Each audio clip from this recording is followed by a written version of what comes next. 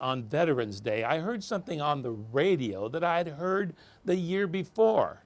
And frankly, it stopped me in my tracks. It was a DJ who was giving a special greeting to his audience by saying, Happy Veterans Day.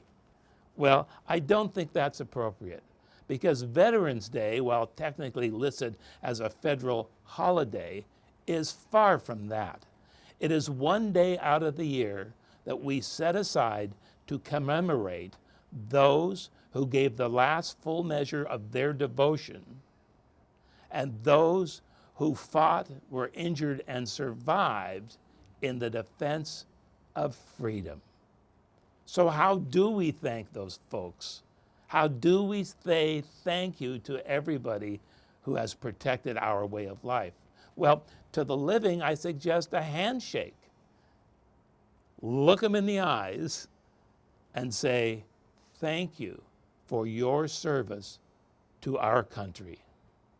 Believe me, that will go a long ways, especially if you truly mean it. So then how do we say thank you to the dead, those who sacrificed their lives in the defense of freedom?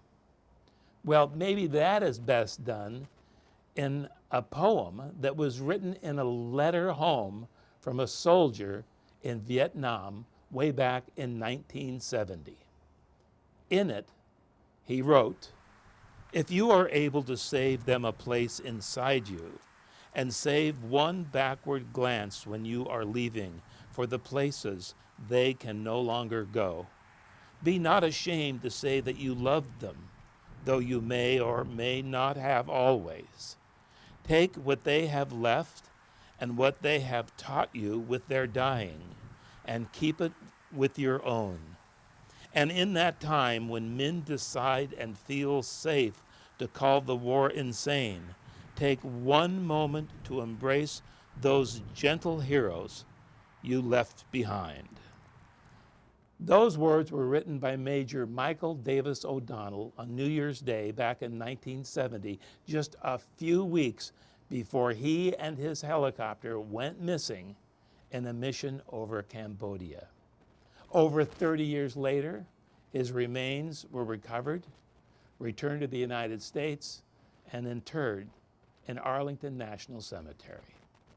So to his memory, to the memory of all those who sacrificed as he did, to the veterans who are still living, to the veterans who have died since their time in service, we say thank you for your service to our country. We will never forget you. Our hearts, our history, and Veterans Day won't let that happen. For Mountain Lake Journal, I'm Derek Muirden.